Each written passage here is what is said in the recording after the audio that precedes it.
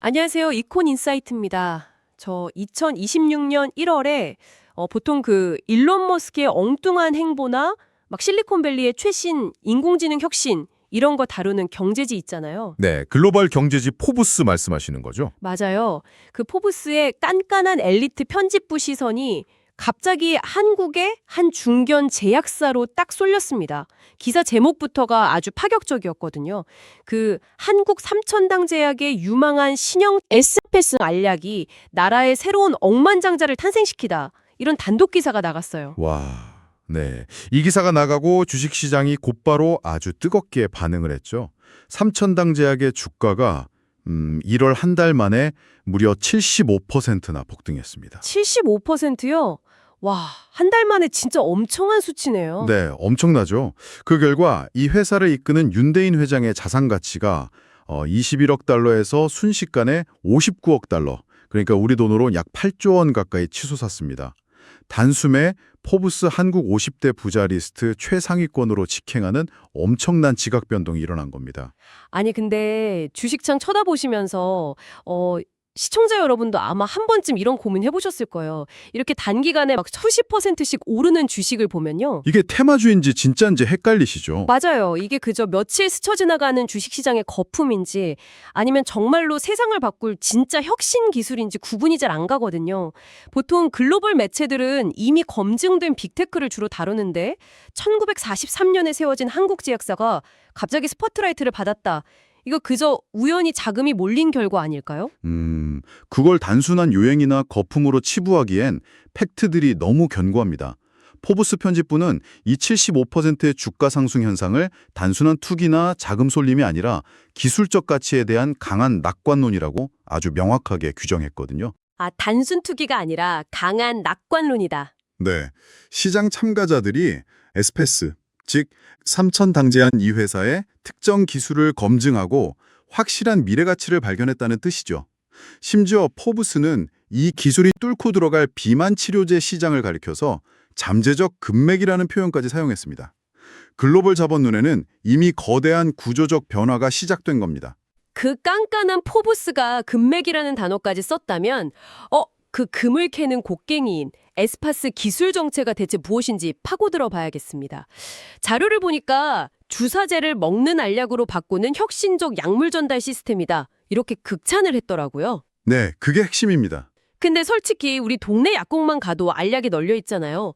주사를 알약으로 바꾸는 게 도대체 왜 그렇게 대단한 일인 건가요? 그게 우리 몸의 생물학적 구조를 아주 정면으로 거스르는 엄청난 난제이기 때문입니다. 현재 전 세계 비만 치료제 시장을 휩쓸고 있는 기적의 성분이 바로 세마글루타이드인데요. 아, 세마글루타이드요? 네, 근데 이 세마글루타이드는 본질적으로 펩타이드, 즉 단백질 계열의 물질입니다. 시청자님이 고기나 계란 작은 단백질을 딱 드셨을 때 위장에서 어떤 일이 벌어지는지 떠올려 보시면 금방 이해가 되실 거예요. 고기를 먹으면 당연히 위산이랑 소화효소들이 막 분비돼서 영양분으로 쓰려고 산산조각 내서 소화해버리겠죠? 바로 그겁니다. 그 강력한 소화 과정이 비만 치료제에도 똑같이 적용돼요. 세마글루타이드를 알약으로 꿀꺽 삼키면 위장에 있는 펩신 같은 강력한 소화 효소들이 기다렸다는 듯이 이 약효 성분을 완전히 박살냅니다. 아하, 약효가 목적지에 가기도 전에 그냥 소화가 돼버리는 거군요. 놓아서 흔적도 없이 사라져버리는 구조입니다. 그래서 지금까지 환자들은 그 불편함과 공포감을 감수하면서 자기 배에 직접 바늘을 찔러 넣는 피하 주사를 맞을 수밖에 없었던 겁니다. 아, 완전히 이해가 확 되네요. 근데 여기서 제 머릿속에 아주 논리적인 의문이 하나 생깁니다. 제가 관련 뉴스를 챙겨본 바로는 이미 그 노보노디스크라는 어마어마한 다국적 거대 제약사가 먹는 비만약인 리벨서스를 시장에 출시한 적이 있거든요. 네, 맞아요. 이미 먹는 약이 존재하죠. 이미 빅파마가 엄청난 자본력으로 먹는 약을 만들었는데 삼천당 제약이 이제 와서 뛰어드는 건 너무 늦은 거 아닌가요? 포브스는 왜 이미 존재하는 기술을 두고 한국 기업 기술을 콕 집어서 금맥이라고 부른 건가요? 그게 바로 이 사안을 꿰뚫는 가장 핵심적인 질문입니다. 노보노디스크가 기존에 사용한 기술은 스낵, 즉 SNAC라는 약물 흡수 촉진 기술입니다. 분명 먹는 알약을 세상에 내놓긴 했지만 여기에는 아주 치명적인 한계가 숨어 있습니다. 오, 어떤 한계죠? 이 스낵 기술의 원리는요, 알약이 위장에 들어갔을 때 위장의 산성도를 주변만 일시적으로 확 중화시켜버리는 겁니다. 위산의 공격을 잠깐 멈추게 만들고 억지로 약물을 흡수시키는 방식이죠. 아, 그러니까 엄청난 폭우가 쏟아지는 날 종이 편지를 배달해야 하는데 편지를 보호하는 게 아니라 일시적으로 하늘의 구름을 없애서 비를 멈추게 한 다음 잽싸게 뛰어가는 그런 원리네요. 와, 네, 그 비유가 딱 맞습니다. 문제는 인간의 몸에서 비를 멈추게 하는 조건이 너무 까다롭다는 겁니다. 위장의 환경을 극도로 예민하게 통제해야 하니까 환자는 반드시 아침 공복 상태에서만 약을 먹어야 합니다. 헐, 공복에만요? 그거 은근히 지키기 힘들잖아요. 거기다 심지어 물의 양도 딱 반 컵 정도로 아주 적게 맞춰서 마셔야 하고요. 약을 먹고 나서 최소 30분 동안은 아무것도 먹으면 안 됩니다. 조건이 조금만 어긋나도 위산이 다시 쏟아져서 약효가 완전히 제로가 되어버리거든요. 일상생활에서 주사를 대체할 편의성이 전혀 없었던 겁니다. 세상에. 매일 아침 눈 뜨자마자 물에 안까지 대가면서 금식해야 한다면 차라리 그냥 일주일에 한 번 배에 주사 맞는 게 편할 수도 있겠네요. 그럼 삼천당 지역의 에스페스 기술은 대체 이 비 오는 날의 편지 배달을 어떻게 해결한 건가요? 똑같이 비를 멈추게 하는 다른 마법을 쓴 건가요? 아닙니다. 에스페스는 비를 멈추게 하는 헛수고 대신에요. 편지를 완벽한 방수봉투에 집어넣는 완전히 다른 원리를 개발해냈습니다. 방수봉투요? 아예 접근법이 다르네요. 네, 위장의 강한 산성 환경, 보통 pH 1에서 3 사이의 그 맹독 같은 환경에서는 절대 녹지 않는 특수 코팅으로 약물을 꽁꽁 싸매는 겁니다. 소화유소가 폭우처럼 쏟아지는 위장에서는 끄떡없이 버티다가 산성도가 중성으로 바뀌고 흡수율이 가장 좋은 소장 환경에 도착했을 때만 코팅이 스르륵 풀리며 약물을 뿜어냅니다. 아, 아예 가는 길의 원리 자체가 완전히 다르군요. 위장은 그냥 캡슐 상태로 무사히 통과하고 진짜 목적지인 소장에서만 문을 딱 여는 거네요. 그렇기 때문에 환자가 공복을 억지로 지키거나 물의 양을 조절할 필요가 전혀 없어집니다.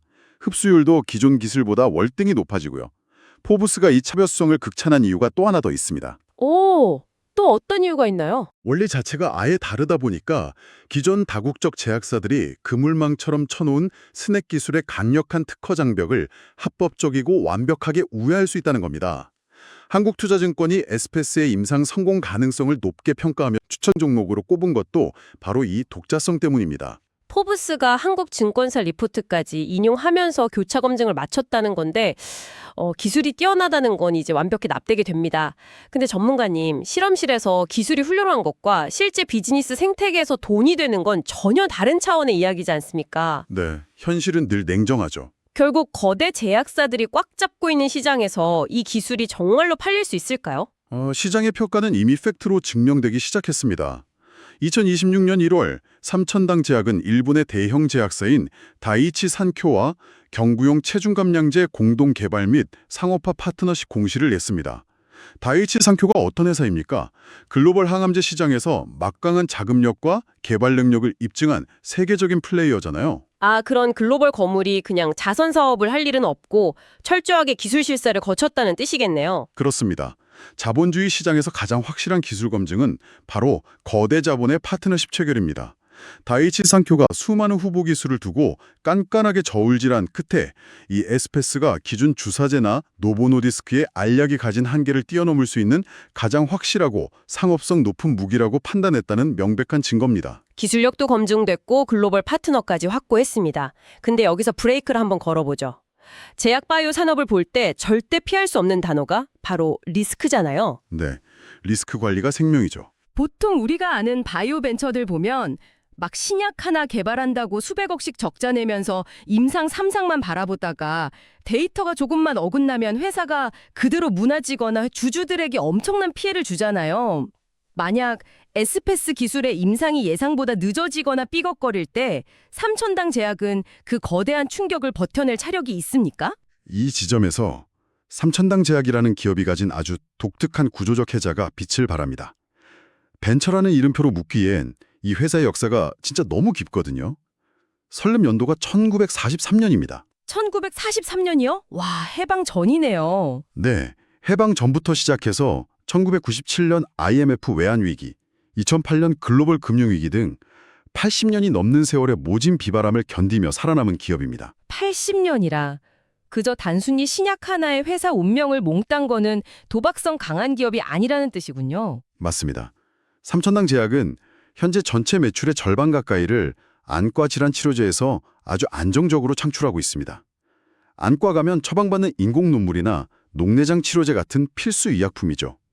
여기에 고혈압약, 항생제 같은 탄탄한 포트폴리오를 보유하고 있습니다. 아, 그런 필수 의약품들이 꾸준히 돈을 벌어다 주는군요. 네, 이 필수 의약품들은 경기를 크게 타지 않고 매년 꾸준하게 회사 통장에 막대한 현금을 꽂아주는 캐시카우 역할을 톡톡히 하고 있습니다. 완전히 이해가 됩니다.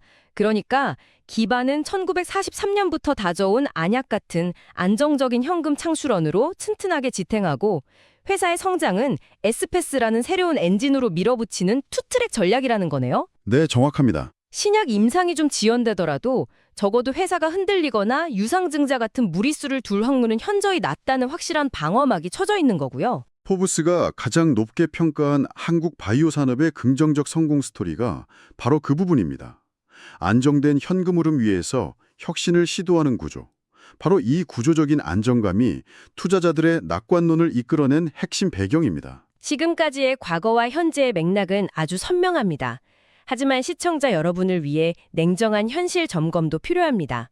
과거 2015년 한미약품의 거대한 기술 수출 사례를 돌이켜보면요.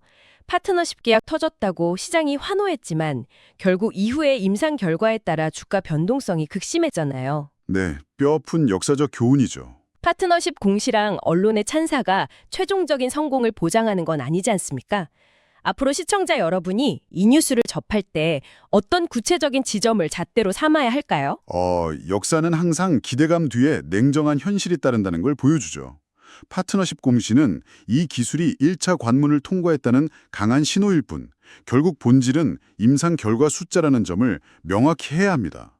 제가 3가지 핵심 시나리오와 체크 포인트를 정리해 드릴게요. 네, 첫 번째 시나리오는 뭔가요?